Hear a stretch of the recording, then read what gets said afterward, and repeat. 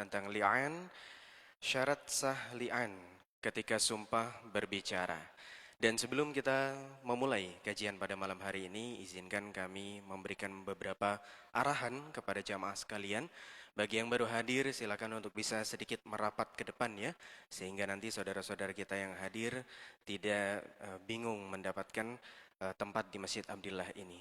Kemudian juga bagi jamaah yang keluar masuk Masjid Abdillah, kami mohon untuk menutup pintu kembali ya, dan dilarang membuka jendela agar AC Masjid Abdillah ini bisa berjalan dengan maksimal. Kemudian sesi tanya jawab seperti biasa akan kami adakan di akhir setelah penyampaian materi nanti, dan tanya jawab dilakukan dengan dituliskan di secari kertas baik jamaah ikhwan ataupun akhwat, dan kami harapkan untuk mengumpulkan sebelum adzan Isya berkumandang.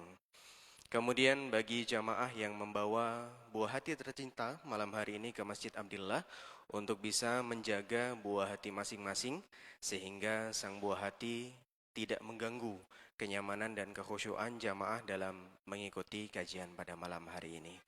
Baik, jamaah sekalian, akan segera kita mulai kajian pada malam hari ini. Silakan disiapkan catatan masing-masing. Akan kami berikan kesempatan kepada Al-Ustaz Dr. Syafiq Riza bersama Hafizahullah Ta'ala untuk melanjutkan kajian pada bab li'an, syarat sah li'an ketika sumpah berbicara. Falyatafaddal mashkuran ma'jur.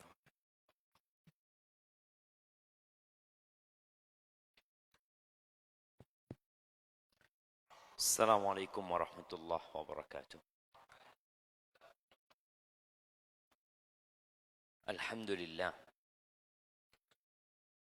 alladzi arsala rasulahu bil huda wa dinil haqq liyudhhirahu 'ala ad-dini kullihi walau karihal musyrikun. Segala puji bagi Allah Jalla Jalaluh yang telah mengutus Rasulnya dengan petunjuk dan agama yang benar. Agar Allah memenangkan agamanya di atas seluruh agama, meskipun orang-orang musyrikin membenci hal itu. Dua hal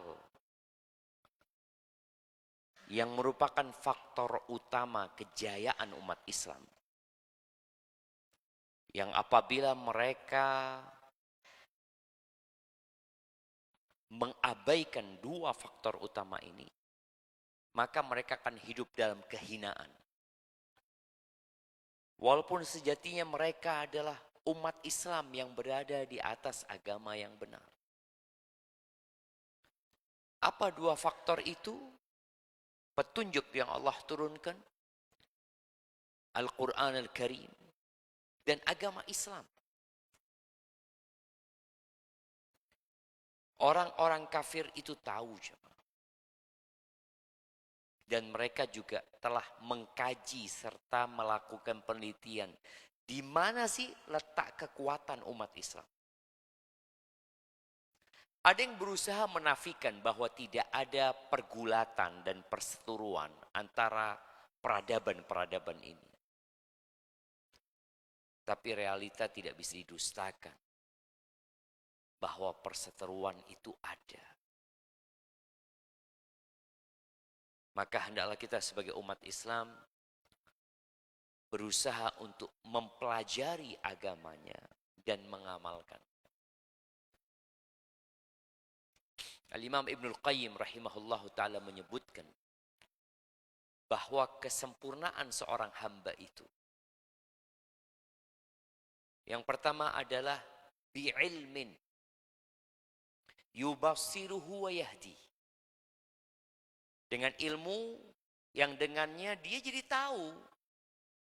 Berapa banyak umat Islam yang dulu nggak tahu, anak nggak tahu, ternyata ini nggak boleh ya.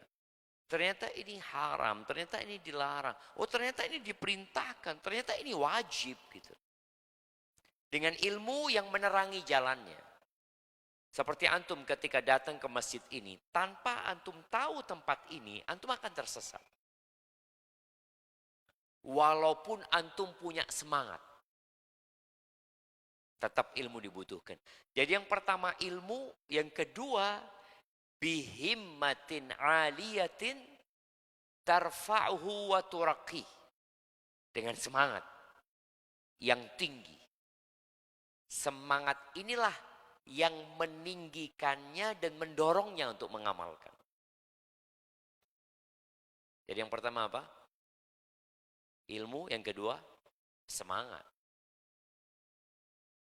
Bicara ilmu kita tahu, tadi imam kita membacakan ya. Ternyata ilmu itu dari Allah. Dan Allah itu allama bil qalam.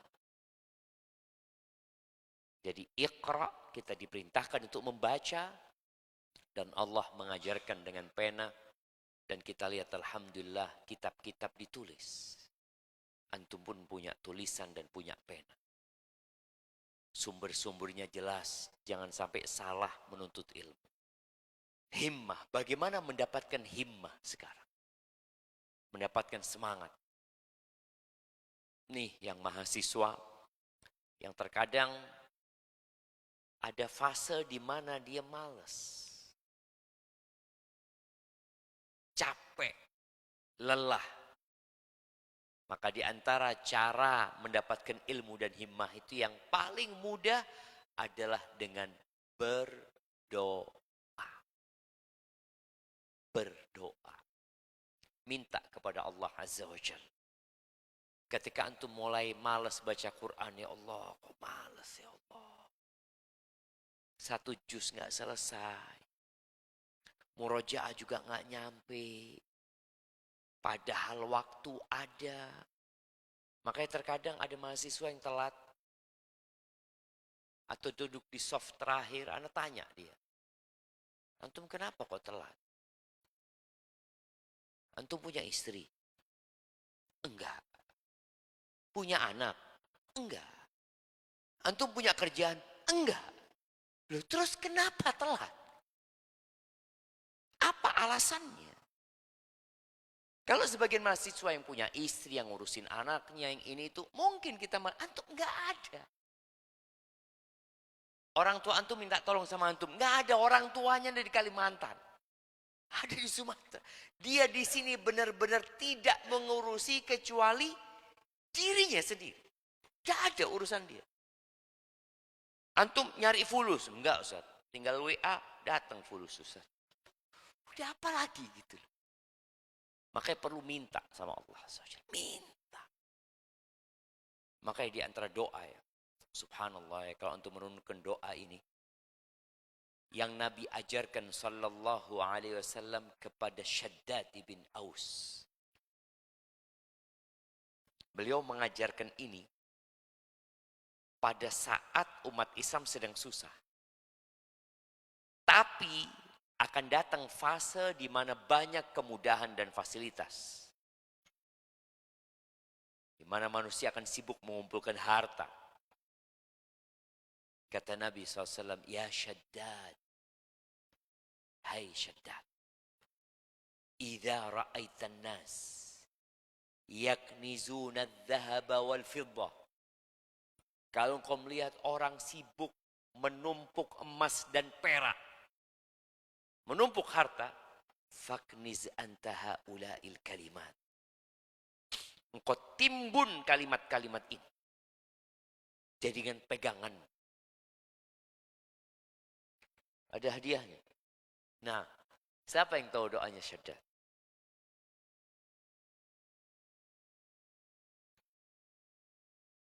Jamaah.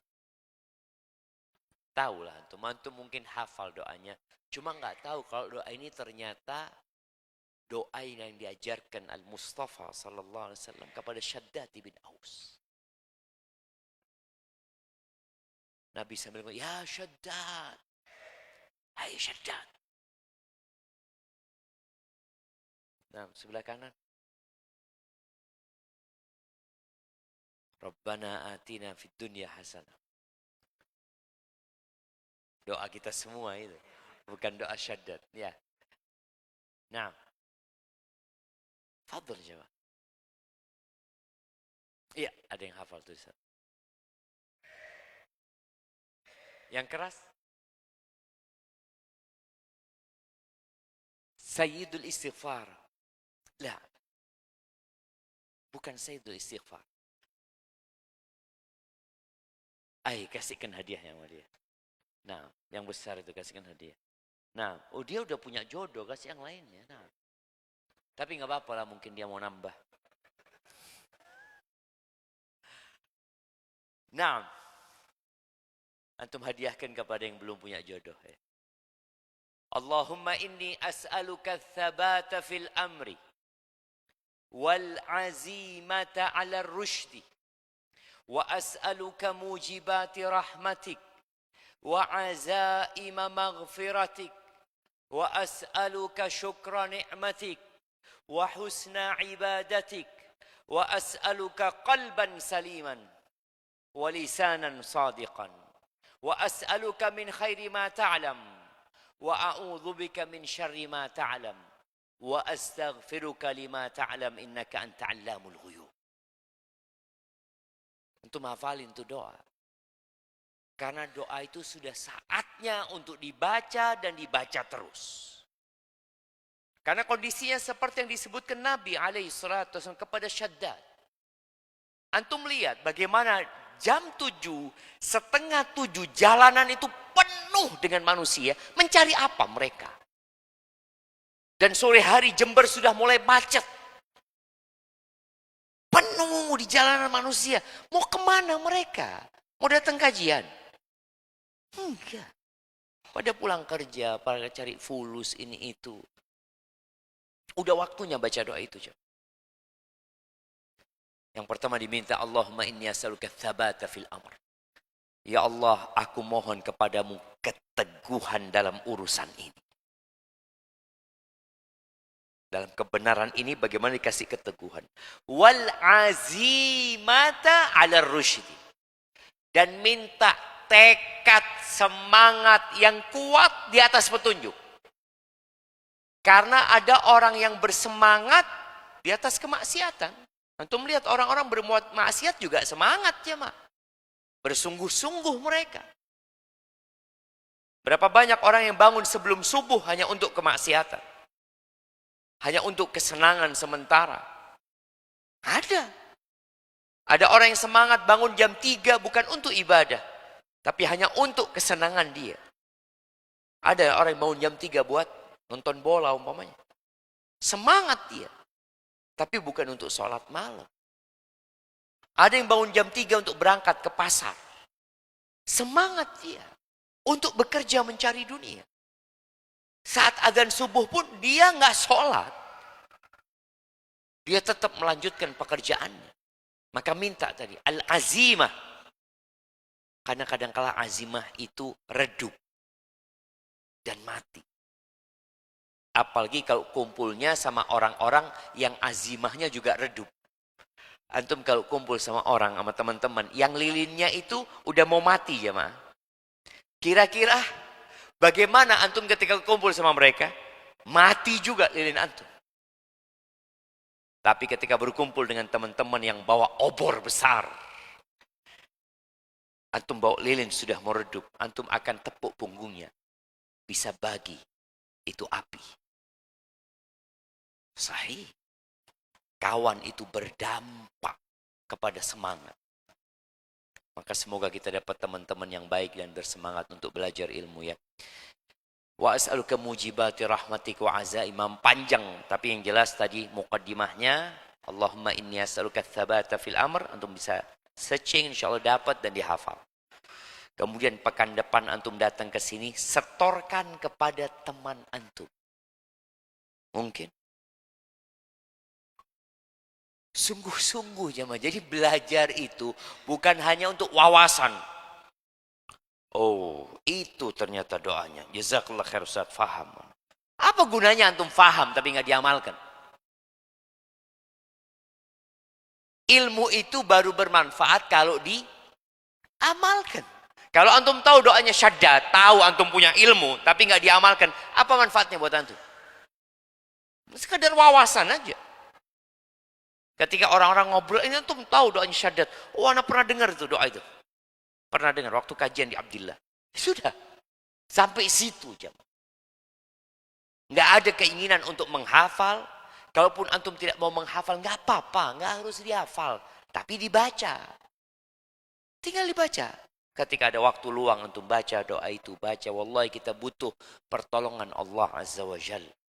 Allahumma salli wa sallim ala abdika wa rasulika sayyidina wa maulana Muhammadin wa ala alihi wa ashabihi ajma'in, amma ba'd. Ahibati fillah. Kembali kita melanjutkan bab li'an ya. Bab ketika seorang bersumpah bahwa istrinya berzina. Di mana dia bersyahadat. Asyhadu billah. Dia bersaksi, bersumpah dengan nama Allah bahwa istrinya berzina. Dia mengatakan 4 kali kesaksian itu. Ingat ini suami ya. Tidak bisa istri meli'an suami.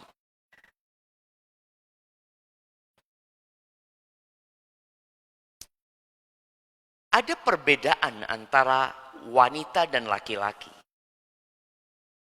Yang oleh sebagian orang dipandang ini adalah bias gender dan salah satu bentuk diskriminasi terhadap kaum Hawa. Enggak.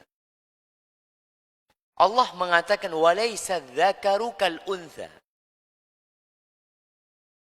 Dan laki-laki itu enggak sama dengan wanita. Ana mau tanya sama antum, kalau antum kajian di sini, di sela-sela antum ada wanita, antum akan dengarkan anak kajian? Nah, kenapa kok dibedakan? Kenapa perempuan kok ditaruh di sana? Ungkapan ladies first itu dalam Islam nggak berlaku. Oh gimana Ustaz? Kita mau muliakan wanita, tapi kalau mau berjalan keluar dari lift, siapa dulu yang keluar? Ladies first, fadhol. Kalau antum perempuan yang keluar dulu, antum akan terfitnah. Antum akan melihat dia, Allahu Akbar. Lumayan juga ini. Maka antum dulu yang keluar. Maka ketika ada perempuan di depan antum, antum cepetan jalannya. Cepetan jalannya di depan. Karena untuk menjaga diri antum. Wanita itu diciptakan indah dilihat dari mana saja. Kalau antum, ya kayak gini kita. Jadi, perbedaan itu bukan akhirnya terjadi diskriminatif terhadap kaum wanita. Contohnya, kecemburuan wanita berbeda dengan kecemburuan laki-laki. Kecemburuan laki-laki itu umumnya adalah karena menjaga kehormatan diri. Dia cemburu ketika lihat ibunya berbicara sama laki-laki. Dia cemburu ketika melihat adiknya, anaknya, kakaknya berbincang dengan laki-laki, berjalan dengan laki-laki. Itu ada kecemburuan. Sedangkan kecemburuan wanita banyak kali karena bisikan syaitan. Banyak istri cemburu ketika suaminya dekat sama ibunya. Ketika suaminya dekat sama kakaknya.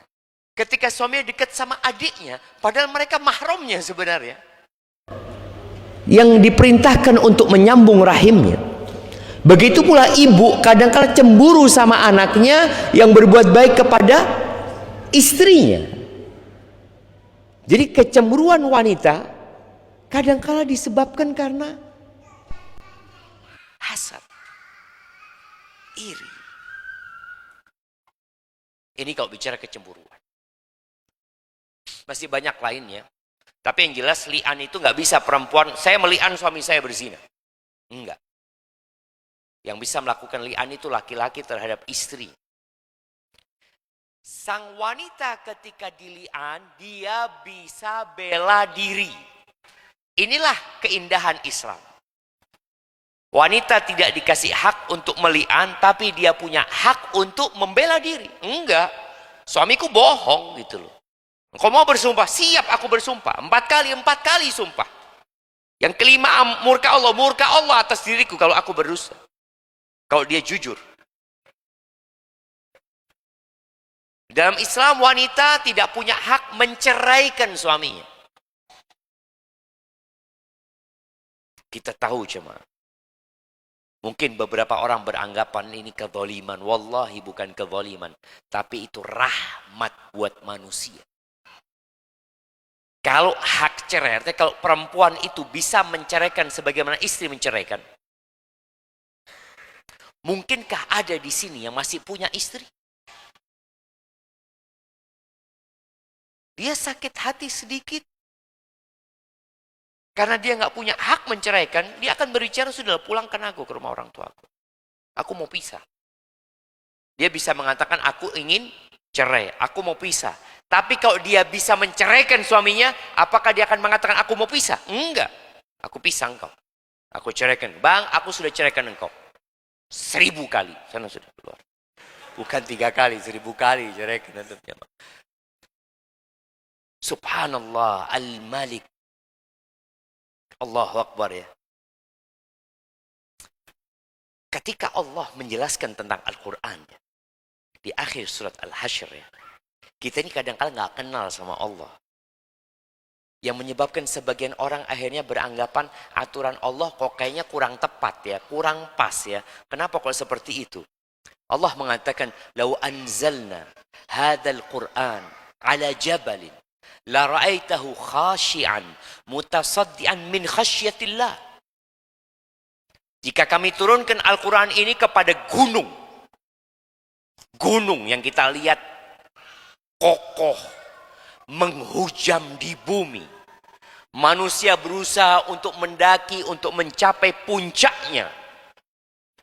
Kalau kami turunkan Quran itu kepada gunung, engkau akan melihat gunung itu hancur berkeping-keping karena takut kepada Allah Azza wa Jalla, tunduk kepada Sang Pencipta. Dari agungnya Al-Quran. Wa tilkal amsal nadribuha linnas la'allahum yatafakkarun. Perumpamaan-perumpamaan itu kami buat, kata Allah, untuk manusia agar mereka berfikir. Pakai akalmu untuk merenungkan itu. Lalu Allah mengatakan, Huwallah alladzi la ilaha illahu alimul ghaibi wasyahada huwar rahmanur rahim. Dialah Allah. Tidak ada yang berhak disembah kecuali Dia. Dia tahu dengan yang tersembunyi. Dia tahu dengan yang gaib. Dia tahu dengan yang nyata. Dan Dia Maha Pengasih dan Maha Penyayang. Huwallahu alladzi la ilaha illahu al-malik al-quddus as-salam al-mu'min al-muhaimin al-aziz al-jabbar al-mutakabbir. Subhanallahi amma yushrikun. Huwallahul khaliq al-bari al-musawwir lahul asma'ul husna yusabbihu lahu ma fis samawati wal ard. Semua yang di langit dan di bumi bertasbih menyucikan Allah Azza wa Jalla. Wa huwal azizul hakim. Yusabbihu lahu ma fis samawati wal ard wa huwal azizul hakim. Itu Allah jemaah. Jadi sebagian orang yang nggak kenal sama Allah, maka dia akan berpikiran yang tidak-tidak. Tapi ketika dia tahu, contoh nih, ketika ada seorang yang diobatin oleh seorang manusia, datang ngobatin anak antum, ya, terus dilihat kok kayaknya kurang tepat cara ngobatinya. Lalu antum dikasih, fulan ini profesor nomor 1 se-Indonesia. Yang dia adalah dokternya Prabowo, dokternya semua menteri-menteri, baru antum, oh iya, jazakallah khair. Fadal, lanjutkan gitu. Kenapa dia meragukan awalnya? Karena dia nggak kenal. Begitu pula tatkala kita tidak kenal sama Allah Azza wa Jal, maka ada banyak peristiwa-peristiwa, ada banyak aturan-aturan Allah yang kemudian kita akan meragukannya. Kenapa Allah melakukan itu? Kenapa Allah berikan itu kepadaku? Tapi ketika engkau tahu bahwasanya Allah itu Ar-Rahman, Ar-Rahim, engkau jadi, iya, Allah itu lebih sayang sama aku daripada kedua orang tuaku. Maka tolong antum baca tuh tafsir akhir surat Al-Hasyr itu. Supaya paling tidak antum tambah kenal sama Allah, jadi antum tambah sayang sama Allah Azza wa Jalla. Ingat, aturan ini dibuat karena inilah yang paling maslahat buat manusia. Allahu Akbar jemaah. Baik, jadi ingat, siapa yang melian? Laki-laki. Yang wanita akhirnya ketika dia merasa tidak berzina, atau dia takut ketahuan aibnya, maka dia punya hak untuk membersihkan nama baiknya. Jadi seperti cerai tadi, laki-laki yang punya hak menceraikan, wanita punya hak untuk gugat cerai. Jadi kalau bicara syarat, yang pertama syarat sahnya li'an itu, suami istri ini harus mukallaf. Mukallaf artinya dia harus baligh. Masa ada Ustaz, suami istri nggak baligh? Ya mungkin antum mempertanyakan itu sekarang, karena syarat nikah di Indonesia ini harus berumur 19 tahun sekarang. Dulu enggak. Karena kalau anak itu dinikahkan ketika belum balik. Dulu jemaah. Nggak tahu sekarang mungkin ada, tapi yang jelas untuk li'an ini syaratnya harus mukallaf, dia baligh, dan dia tidak gila. Tidak gila. Tapi kalau belum baligh atau dia gila, yang nggak sah li'annya. Kemudian yang kedua, syarat li'an ini, perempuan itu mendustakannya. Artinya mendustakan suaminya. Dia tidak terima dengan tuduhan suaminya. Dan pendustaan dia terhadap suaminya ini sampai selesainya proses li'an. Artinya kalau di tengah dia sudah sumpah 2 kali lalu dia takut sama Allah, berarti nggak terjadi li'an. Perempuan ini akhirnya dirajam kalau dia sudah menikah, afan. Kalau dia adalah muhson, ya, bukan gadis. Kalau gadis kan dijilid ya, didera 100 kali. Tapi kalau dia seorang yang sudah pernah menikah, posisinya pernah merasakan yang namanya urusan di atas ranjang itu, maka dia akan dirajam. Jadi kalau perempuan ini di tengah proses li'an itu kemudian dia nggak menyelesaikan, karena memang subhanallah beberapa ulama menyebutkan bahwa tatkala perempuan ini sama dengan yang laki ya. Ketika laki-laki itu sudah bersumpah 4 kali, mau yang kelima ditutup mulutnya. Tunggu dulu. Engkau tahu, ini nggak main-main. Enggak.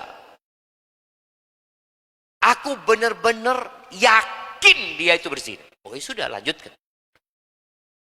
Istri juga seperti itu. Ketika sang istri mulai bersumpah ya, disumpah yang keempat ditahan mulutnya. Diam dulu, kau tahan dulu. Pikir dulu. Karena kalau 2 orang, yang satu menuduh, yang satu membebaskan dirinya, pasti salah satunya dusta. Pasti salah satunya dusta. Nggak mungkin dua-duanya benar, nggak mungkin dua-duanya bohong. Mesti salah satunya bohong. Ima suaminya yang berbohong, ima istrinya yang berbohong. Maka bagaimana sang laki-laki diminta untuk bersumpah itu? Karena ini berkaitan dengan nama baikmu, nggak main-main. Jadi apabila di tengah jalan nggak jadi, suami mengatakan, nggak jadi sudah. Ya sudah. Kalau nggak jadi, apa konsekuensi suami? Tahu? Apa konsekuensi suaminya kalau 3 kali sumpah kemudian berhenti? Atau yang keempat dia nggak lanjutkan? Nah, dicambuk. Ahsan, terkasih hadiahnya dia. Dicambuk 80 kali. Karena menuduh berzina. Karena dia menuduh berzina. Ada konsekuensi. Ini, jadi syarat yang kedua, li'an itu akan sah kalau prosesnya ya sampai selesai. Tapi kalau ternyata di tengah jalan dia berhenti, dia tidak melanjutkan sumpahnya, ya udah nggak terjadi li'an itu. Karena sang perempuan mengakui ternyata dia berzina. Dia berzina.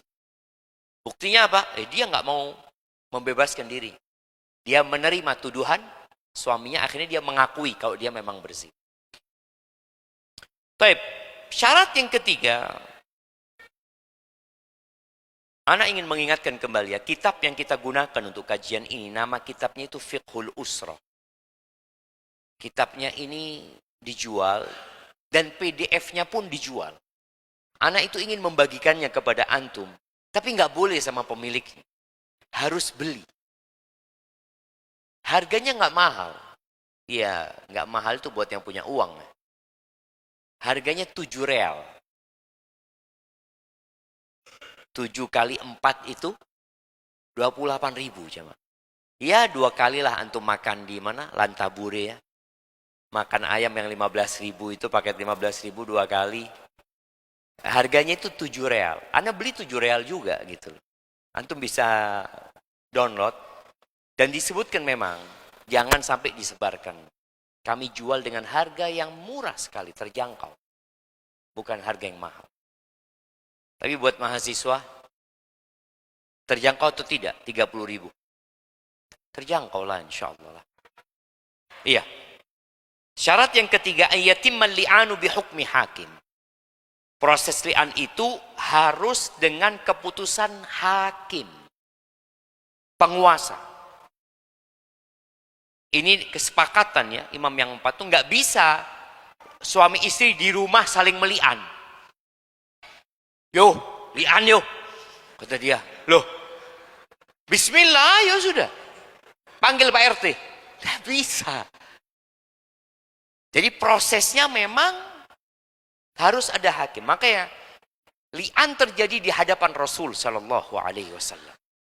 Mereka datang ke Nabi SAW. Kalau sekarang ada pengadilan agama, maka kalau memang engkau mau melakukan li'an ya fadhol. Tapi boleh jadi seorang suami enggak lezat, anak sudah daripada ruwet sudah anak ceraikan aja istri anak.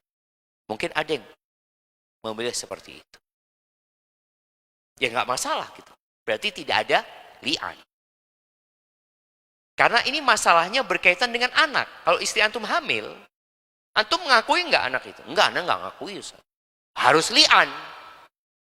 Enggak bisa antum dengan menceraikan dia, tahu-tahu anaknya itu enggak diakui sama antum. Enggak bisa, karena anak itu ada pada saat antum suaminya dia. Artinya anak itu ada dalam pernikahan sah antum sama dia. Maka enggak bisa ketika antum mau menafikan anak itu dengan udah anak ceraikanlah. Jelas Anda nggak akan ngakui anak itu. Nggak bisa. Itu anak antum. Kecuali antum melakukan proses li'an. Dan sepertinya li'an ini masih diberlakukan di pengadilan agama. Insya Allah masih ada jemaah. Anda nggak tahu ya. Tapi teman-teman mungkin yang berpraktek di sana mungkin bisa kasih informasi ya. Jadi ingat, urusan li'an ini nggak bisa suami istri melakukan li'an sendiri di rumahnya, disaksikan oleh mertua, disaksikan oleh warga kampung, ya, Pak RT, Pak RW, mereka tidak mewakili pemerintah. Yang mewakili pemerintah ada departemennya yang sudah ditetapkan. Ya. Kemudian itu 3 syarat yang disyaratkan dalam li'an. Ada hal-hal yang tidak disyaratkan dalam proses li'an ini. Yang pertama adalah pandangan mata. Nggak disyaratkan. Kalau saksi itu harus melihat proses berzina. Gimana kalau lian ini suaminya buta? Loh, suaminya nggak ngelihat. Loh, nggak disyaratkan. Tapi dia yakin bahwa istrinya berzina.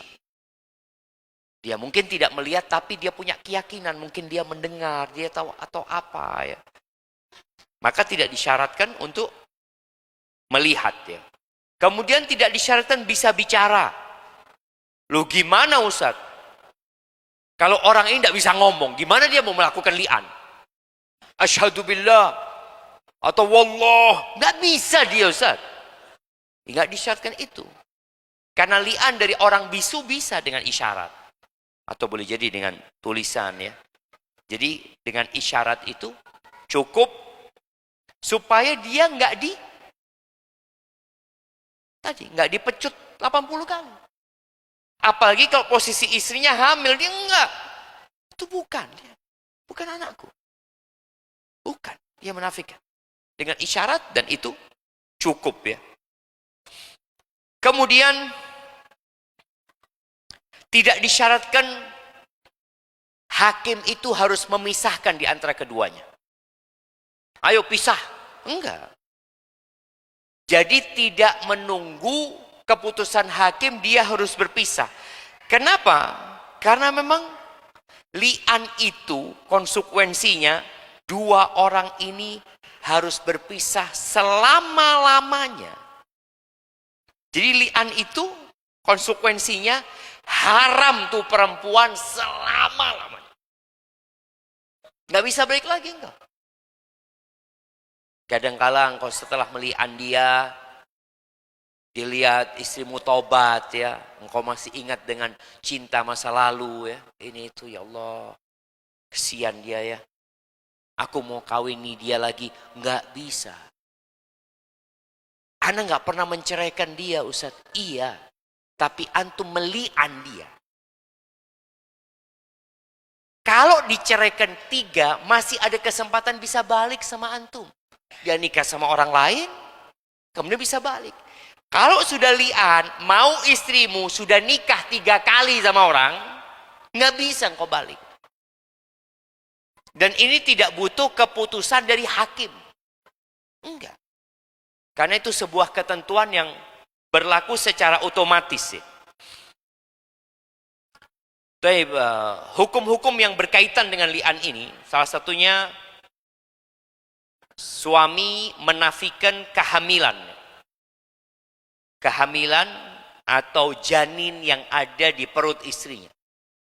Dia menafikan bahwasanya itu bukan anaknya dia. Jadi nggak harus nunggu lahir. Sejak dia li'an, dia sudah mengatakan itu bukan anakku. Ini ada konsekuensinya. Kenapa nggak nunggu lahir, Ustaz? Karena boleh jadi sang bapak mati. Kalau li'an itu belum berlaku konsekuensinya, berarti anak itu lahir dapat warisan. Enggak. Ini bukan anakku, nggak ada warisan. Jadi kalau suaminya mati sebelum anak itu lahir, kemudian anak itu lahir, anak itu otomatis nggak dapat warisan. Karena udah bukan anakku gitu loh. Ini kenapa kita perlu belajar? Karena ada konsekuensi hukum yang berlaku di sini jemaah. Ketika dia menafikan ke anaknya itu. Kemudian ya, ketika itu hamil ya, ketika anak itu lahir, umpamanya dia li'annya ketika anak itu lahir. Dan ini bukan anakku. Kemudian dia melakukan li'an. Jadi dia tidak pernah mengakui anaknya. Para ulama menyebutkan, bisakah menafikan anak setelah mengakuinya? Nggak bisa, Jom. Artinya kalau suami ini setelah 2-3 tahun dia lihat, kayaknya istriku berzina. Kayaknya ini bukan anakku, nggak bisa. Karena antum sudah mengakui itu sebagai anak antum dalam kurun waktu yang cukup, kemudian antum akan menafikan, nggak bisa. Ini hukum. Hukum yang ditetapkan dalam agama kita. Tapi kalau hukum negara mungkin bisa ya. Mungkin bisa orang anak yang sudah besar kemudian, dan dia bukan anak saya ini. Oke, tes DNA. Oh betul ternyata bukan anaknya. Emangnya antum yakin tes DNA itu pasti benar? Pasti benar nggak? Jamaah. 99,9% pasti benar. Mungkin. Tapi kalau diganti sama yang ngetes. Mungkinkah terjadi human error? Mungkinkah terjadi mungkin jamaah. Berapa banyak orang-orang yang dihukum di penjara padahal dia nggak salah. Maka nggak bisa dijadikan itu sebagai alasan karena tes DNA. Enggak, antum sudah mengakuinya sebagai anak antum, nggak bisa. Jadi ini ketika anak itu lahir, kemudian dia menafikan itu anak, enggak ini bukan anakku, sudah. Engkau memang tidak pernah mengakui anak itu sebagai anak. Kemudian juga tadi dengan melakukan li'an sang suami tidak didera. Hukuman buat menuduh orang berzina itu tidak berlaku buat dia. Karena dia melakukan li'an. Kemudian bagi sang wanita juga tidak dirajam atau dia tidak dijilid. Tidak didera. Karena dia sudah melakukan li'an. Tapi yang jelas salah satu di antara keduanya berdusta. Tayyib, kemudian ya, itu mungkin pembahasan yang berkaitan dengan li'an jamaah. Tayyib, ada sedikit pembahasan tentang nafkah. Apakah sang suami yang meli'an istrinya itu wajib memberikan nafkah kepada istrinya? Istrinya hamil di li'an, baru hamil 3 bulan atau baru hamil 1 bulan. Berarti kan masa idahnya nunggu lahir. Apakah sang suami wajib memberikan nafkah? Jumhur ulama mengatakan la nafkah. Nggak ada nafkah. Taib, wajib memberikan tempat tinggal? Nggak ada. Tapi kalau engkau mau berbuat baik, nggak apa-apa. Tapi bukan kewajiban. Itu mungkin dapat kita kaji pada kali ini. Kita dengarkan adzan, jadi babul li'an sudah selesai. Kita mengkajinya secara ringkas jamaah. Kalau kita mau baca satu persatu, maka sampai jam 12 malam nggak selesai. Tapi paling tidak kesimpulannya seperti itu. Walaupun ada sedikit perselisihan di antara para ulama. Barakallahu fikum. Nah. Allahu Akbar.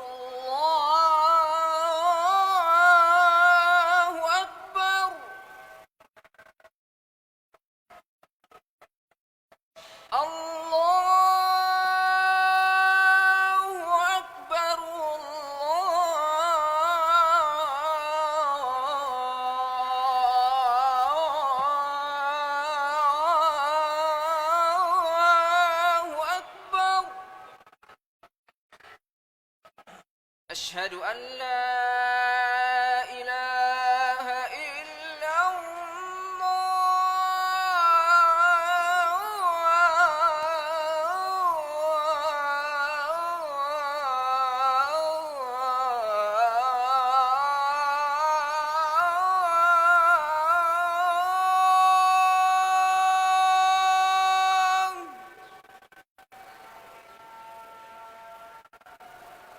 أشهد أن لا إله إلا الله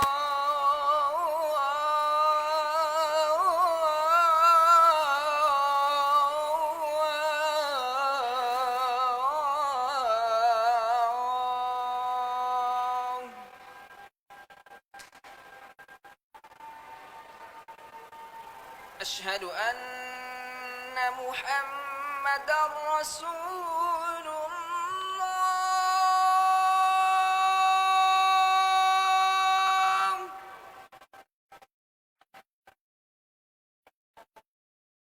أشهد أن محمد رسول الله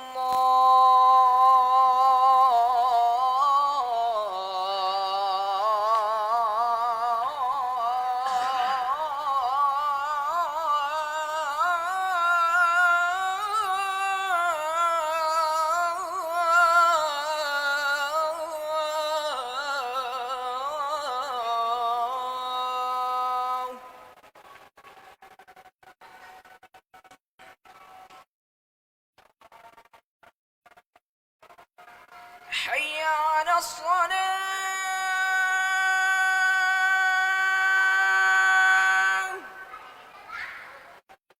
حي على الصلاة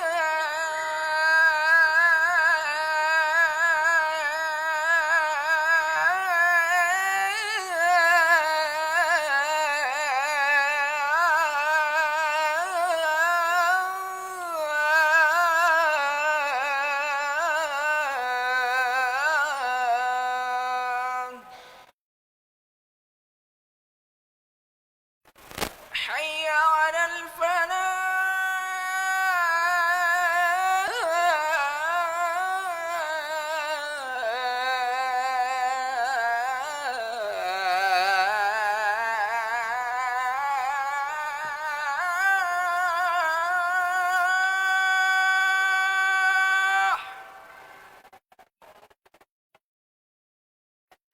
حي على الفلاح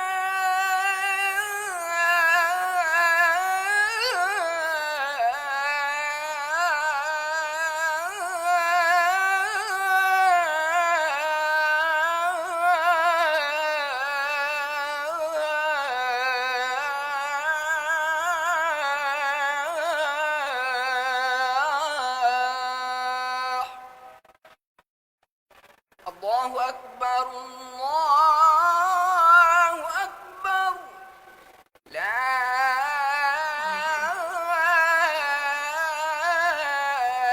إله إلا الله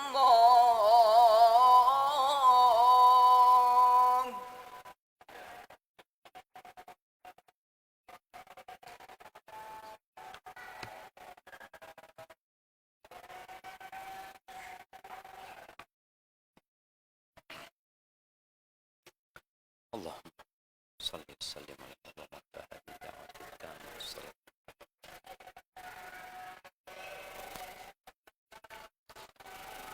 Assalamualaikum Ustaz. Afwan, keluar dari tema. Bagaimana meyakinkan orang tua untuk menikah? Syukur.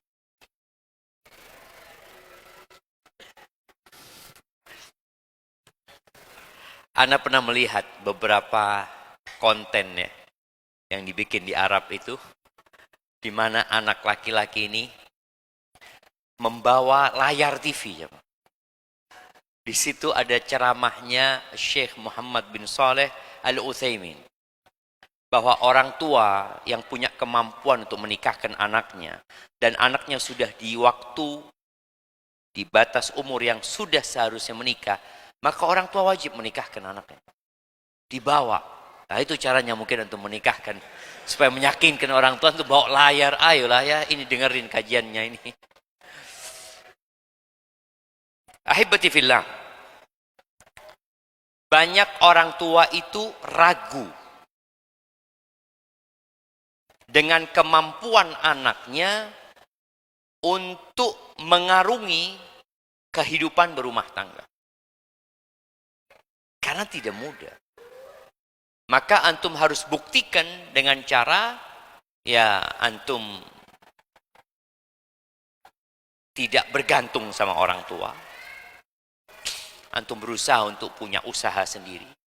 Atau kalau kondisinya enggak Ustaz, kalau usaha kayaknya sulit. Karena anak masih mahasiswa, anak mau fokus belajar. Tapi alhamdulillah abah anak fulusnya banyak Ustaz. Dan anak khawatir. Maka antum datang. Antum khawatir dengan fitnah yang ada, antum sampaikan, ayah, anak ini seperti ini, jelaskan kondisi antum. Sambil terus berdoa memohon kepada Allah Azza wa Jalla. Kalau dengan lisan nggak bisa, antum dengan tulisan. Jangan WA, antum tulis surat. Kirimkan via pos ke orang tua antum. Tunjukkan kondisi antum seperti apa. Sampaikan ke anak sekarang sudah mulai futur. Anak lihat teman-teman yang punya istri, Masya Allah, di sop pertama. Terus terang jemaah, ana melihat di kelas itu yang punya istri kadang-kadang lebih semangat daripada yang bujang-bujang ini. Yang bujang datang belum mandi kadang-kadang. Kalau yang punya istri selalu mandi seger.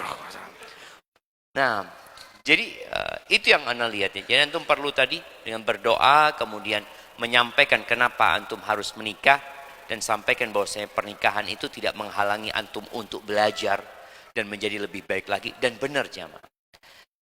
Tapi kalau antum bisa bersabar tidak menikah, lebih baik nggak menikah. Karena kalau sudah menikah, memang akan ruwet jamaah, ngurusin istri. Apalagi kalau istri antum banyak tuntutan, minta ini, minta itu, akhirnya nggak belajar antum. Maunya dia jalan-jalan. Maka dikatakan bahwasanya orang yang menikah ketika menuntut ilmu, dia telah mengarungi lautan yang menakutkan dengan samudranya. Kalau punya anak, pecah itu kapalnya aja. Disebutkan seperti itu. Antum sudah gendong istri, gendong anak, ini itu.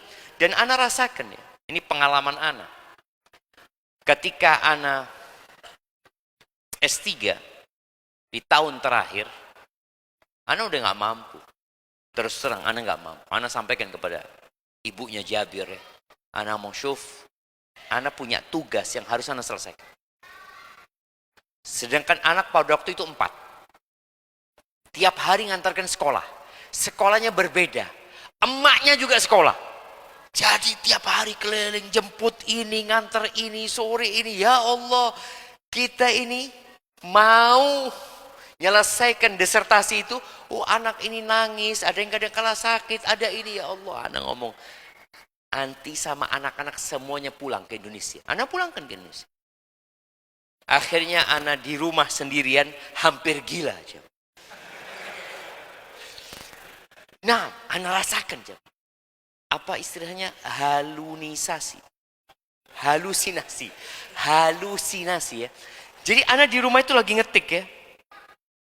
Tahu-tahu ada yang manggil anak, baba. Loh, tidak ada anak-anak ya. Lagi ngerjakan, ada yang lari. Waduh, gila anak lama-lama ini ngomong. Sahih jemaah. Karena anak selama berapa tahun ya? 9 tahun bersama istri dan anak-anak gitu ya. Di rumah itu ya. Tahu-tahu kosong rumah itu jemaah. Sendirian. Akhirnya ana berangkat ke masjid sebelum subuh. Ke Masjid Nabawi. Ya sudah di Masjid Nabawi, nunggu perpustakaan buka. Ana nulis disertasi itu di perpustakaan.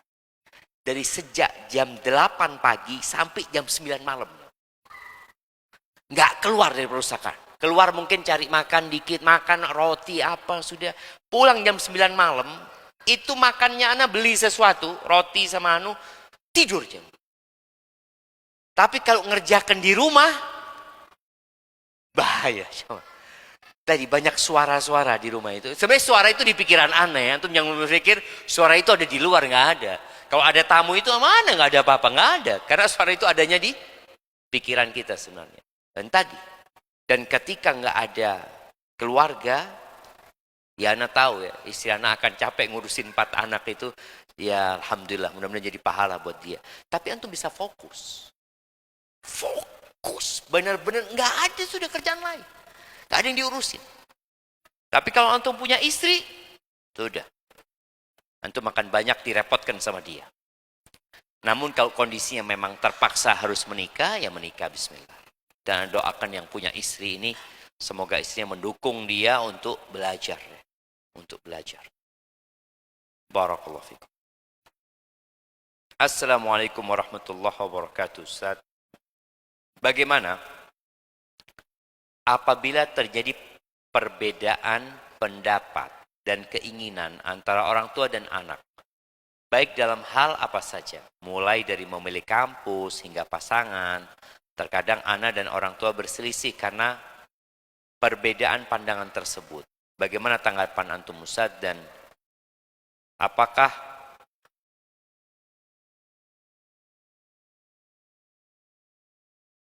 keinginan kita boleh dikedepankan dibanding keinginan orang tua? Afwan, sedikit keluar dari materi Ustaz. Nah, ahibati fillah. Orang tua itu, ya semoga orang tua kita faham ya. Faham dengan hal-hal yang wajib anak itu nurut sama orang tua. Anak itu wajib nurut sama orang tua dalam perkara yang kalau dia nggak nurut akan membahayakan orang tuanya. Akan berdampak negatif kepada orang tuanya. Tapi ada hal-hal yang nggak masalah kalau bicara pasangan umpamanya. Loh, yang mau nikah ini siapa? Yang mau nikah ini anaknya. Yang akan menjalani kehidupan itu anaknya. Maka orang tua memberikan arahan tapi nggak boleh memaksakan kehendak. Jangan sampai orang tua ketika anak ini tidak mau dengan pilihannya dianggap durhaka. Enggak. Kecuali ada kondisi yang memang membahayakan orang tuanya. Kalau anaknya nggak nurut, bahaya. Orang tuanya bisa mati umpamanya. Atau penyakitnya bisa tambah parah. Ya. Anda ingat dengan seorang ibu dari Madura. Anaknya itu cerita, ibu Anda punya anak 7. 6 anaknya itu menikah dengan selain orang Madura. 6. Terakhir, ketika anak terakhir mau nikah, dia ngomong, "Nak, ibu minta Madura." Medunten. Madura. Kenapa? Ibu ini tidak punya teman ngomong, kata dia. Karena semua menantunya nggak ada yang bisa bahasa Madura. Sedangkan dia orang desa yang nggak bisa bahasa Indonesia. Akhirnya sama menantunya nggak pernah nyambung. Menantunya cerita apa, ibunya cerita apa gitu loh. Enggak, dia minta, enggak nak, ibu minta orang Madura. Supaya ibu itu ada teman ngobrol gitu loh. Jadi kalau yang seperti ini kan antum, ya termasuk kebaktian antum ya. Ya gimana ibu anak nggak ada yang ngajak ngomong ya. Sedangkan anak berangkat kerja, ibu sama menantunya di rumah itu diem-dieman semua. Karena butuh alih bahasa gitu loh. Tapi nggak tahu sekarang, Google ini bisa nggak menerjemahkan bahasa Madura sekarang? Belum, belum ya. Mungkin ke depan kalau sudah bisa. Jadi tadi kondisinya anak ini hendaklah kau jadi orang yang berbakti, berbakti kepada orang tua. Anda lupa ya.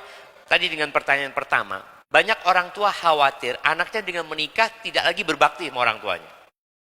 Itu juga antum harus pastikan. Kalau Anda menikah, tetap orang yang nomor 1 adalah ibuku, ibuku, ibuku, baru bapakku. Ini bicara kebaktian. Kalau nafkah, ya istri yang lebih wajib kasih nafkah. Seperti itu. Jadi, antum harus yakinkan orang tua kalau antum tetap akan berbakti. Karena kadang-kadang orang tua ngomong, ya Allah, anak punya anak ini belum berbakti.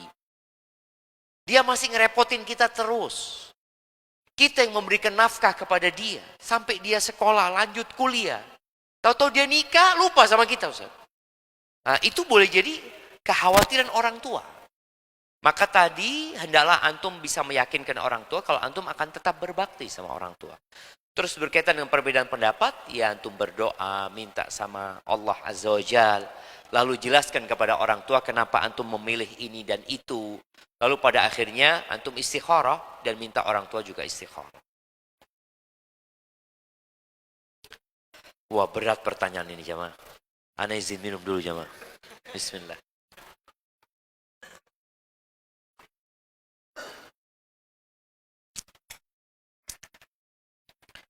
Alhamdulillah. Assalamualaikum warahmatullahi wabarakatuh.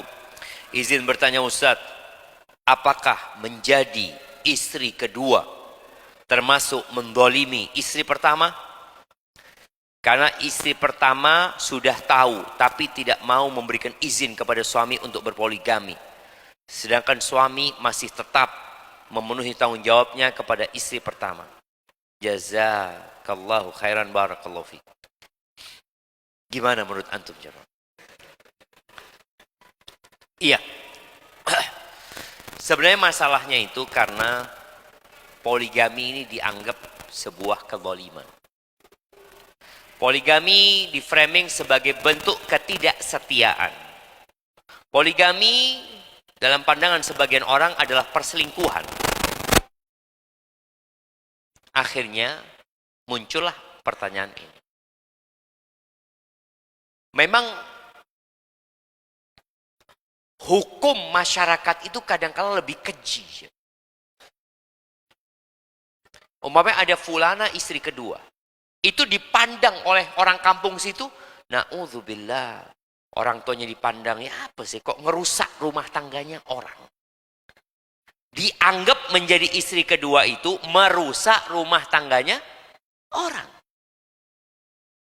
Jadi kalau wanita menikah dengan laki-laki yang sudah punya istri, itu image-nya sudah negatif. Padahal dalam agama kita,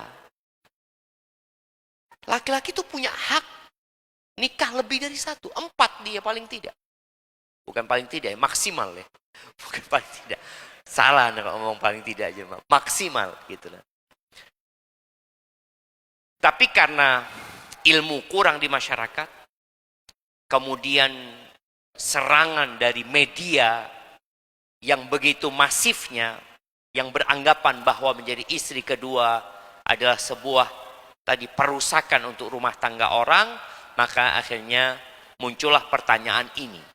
Dan boleh jadi sang istri pertama juga merasa itu perempuan dolim. Kok mau sama suami saya? Udah tahu suami saya punya istri. Loh, yang mau suaminya ibu gitu loh. Loh, kamu kok mau?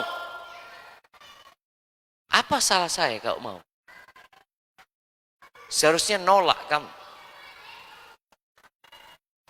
Muncullah omongan-omongan seperti itu. Umar bin Khattab radhiyallahu taala anhu itu datang menawarkan putrinya kepada Abu Bakar.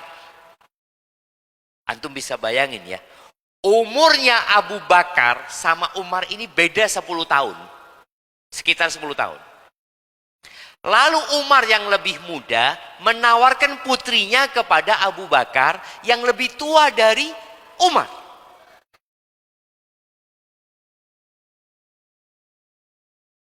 Antum sudah bisa mencerna enggak? Berapa kira-kira umurnya Hafsah? Belasan. Ditawarkan kepada Abu Bakar. Atau 20-an lah, sekitar itulah umurnya Hafsah pada saat itu. Ditawarkan kepada Abu Bakar. Abu Bakar sudah punya istri. Apakah kelakuan Umar ini sebagai bentuk merusak rumah tangga orang? Iya, merusak rumah tangga orang dalam pandangan orang-orang yang tidak berilmu. Akan beranggapan apa sih? Emangnya nggak ada laki-laki lain? Loh, laki-laki ini punya jatah 4 gitu loh. Antum seneng banget jamaah. Wah, sahih Ustaz gitu. Allah yahdikum. Tapi tadi orang yang tidak punya ilmu yang mengikuti hawa nafsu beranggapan Umar ini nggak benar menawarkan putrinya kepada Abu Bakar. Abu Bakar sudah punya istri. Kemudian Abu Bakar diam saja, nggak ngasih jawaban. Datang menawarkan kepada Utsman bin Affan. Utsman sudah punya istri. Dan dia adalah menantunya Rasul sallallahu alaihi wasallam. Utsman mengatakan, "Ana mau mikir dulu," kata Utsman. Kayaknya ana nggak punya niat nikah untuk saat ini. Udah punya istri dia. Ternyata dilamar oleh Rasul sallallahu alaihi wasallam yang sudah punya istri. Maka tadi, ya alhamdulillah ya, ana melihat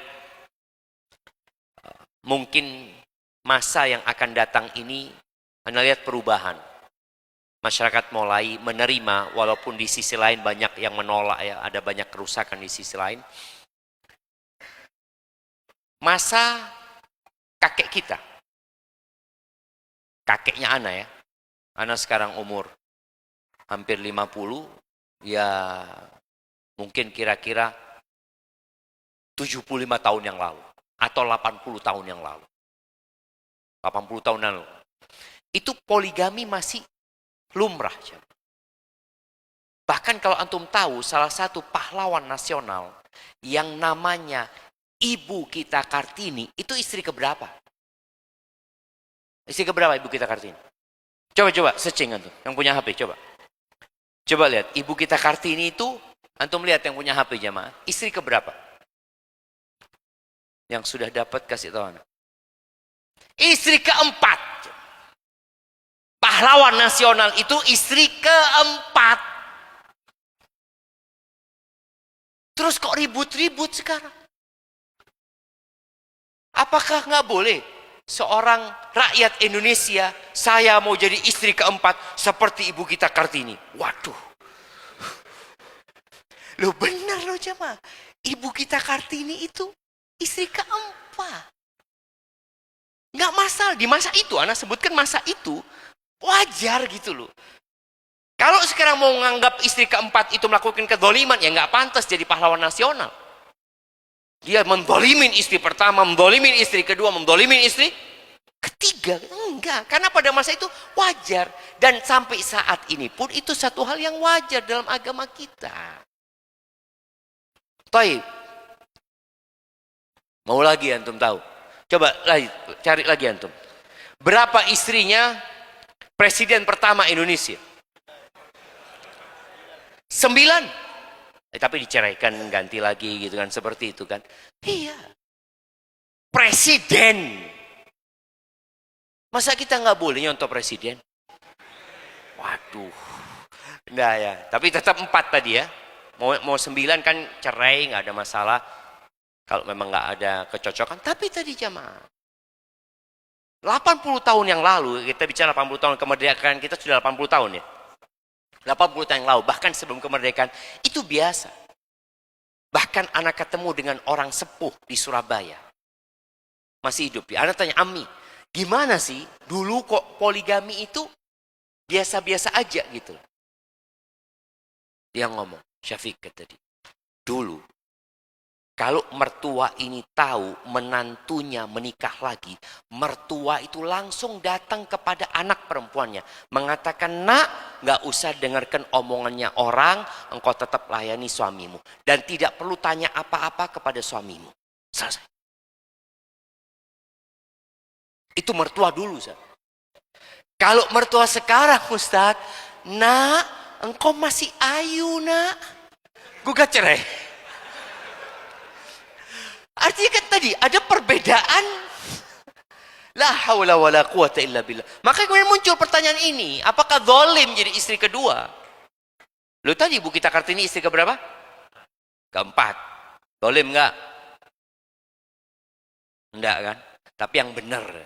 Yang benar. Artinya juga tolong perhatikan bagi seorang yang mau jadi istri kedua, lihatlah apakah suamimu atau calon suamimu adalah orang yang insya Allah mampu berlaku adil. Yang pertama. Yang kedua, dia mampu secara finansial. Yang ketiga, dia mampu secara mental. Kenapa anak katakan mental? Karena memang dia mengundang badai saat ini jemaah. Tadi yang disampaikan mertua, ya, ipar akan ribut, ya. Bahkan kejadian di Madura. Ada seorang bapak jamaah menikah, istrinya 2, alhamdulillah. Kemudian dia mau nikah lagi. Yang ketiga jamaah. Sang bapak dibunuh sama istri pertamanya dan anaknya. Hati-hati antum. Jadi antum jangan merasa, oh bismillah loh. Kondisinya jamaah. Boleh jadi memang. Ada yang suaminya nikah lagi disiram pakai bensin atau apa ya. Naudzubillah, ada banyak lah kejadian-kejadian karena faktor kurangnya ilmu, kurangnya iman ya. Dan tadi pengaruh dari media yang begitu menyesatkan terkadang jamaah. Maka kita perlu berdoa memohon kepada Allah Azza wa Jal agar Allah memberikan ilmu dan iman. Sehingga tadi ajaran-ajaran Islam ini yang sejatinya turun sebagai rahmatan lil alamin itu bisa dilaksanakan dan bisa diterima. Dan bagi yang menjadi istri pertama ya, yang menerima dalam kondisi seperti ini, maka dia akan mendapatkan fadilah yang besar sekali ya. Di saat orang-orang tidak suka kalau ada orang yang poligami, nggak suka. Masyarakat itu takut orang ini berhasil poligaminya, akhirnya yang lainnya akan ikut. Maka dia berpikir bagaimana poligaminya ini gagal. Supaya yang lainnya, kalau suaminya poligami, mau kayak fulan. Mau kayak fulan. Menikahi janda menjadakan istri. Nggak jadi dia cuma. Padahal dia yang berusaha bagaimana membuat orang itu bercerai. Hati-hati ya. Semua akan dihisap atas apa yang dia ucapkan, atas apa yang dia kerjakan. Itu mungkin dapat anak kajikan. Subhanak yang anak dapat sajikan. Subhanakallahumma bihamdika. Asyhadu an la ilaha illa anta astaghfiruka wa atubu ilaik. Sallallahu ala nabiyina Muhammadin wa ala alihi wa sahbihi wasallam. Jazakumullah khairan kepada Ustaz Syafiq Riza Basalamah Hafidhullah atas penyampaian materi pada malam hari ini. Kami izin memberikan sedikit apresiasi bagi jamaah Abdillah malam hari ini yang baru pertama kali hadir di Masjid Abdillah. Ada? Pertama kali hadir kajian di Masjid Abdillah. Ada? Masya Allah, iya pertama kali. Masya Allah. Dari mana masnya? Dari? Tempurjo, Masya Allah. Ada lagi, satu lagi. Iya, dari mana masnya? Dari Lombok. Dari Lombok langsung hadir kajian di sini. Oh enggak, mahasiswa. Tapi baru pertama kali hadir di Masjid Abdillah. Barakallahu fiik ya. Nah, silakan bisa minta tolong ya untuk disampaikan ke belakang masnya satu. Kemudian yang ini minta tolong. Nah. Baik, jazakumullah khairan kepada jamaah sekalian atas partisipasi pada malam hari ini. Perlu diketahui bahwa kajian bersama guru kita Ustaz Syafiq rutin setiap hari Rabu malam di Masjid Abdillah mulai dari ba'da maghrib sampai dengan Isya. Dan insya Allah kajian ini dibikin selang-seling ya. Jadi pekan ini kajian kitab, insya Allah pekan depan kajian tematik. Terus seperti itu, dibikin selang-seling setiap pekannya. Nah, semoga Allah mudahkan kita untuk berjumpa kembali pada pertemuan-pertemuan selanjutnya dan Allah jaga keistiqomahan kita menuntut ilmu dan berada di jalan yang Allah ridhoi ini. Wassalamualaikum warahmatullahi wabarakatuh.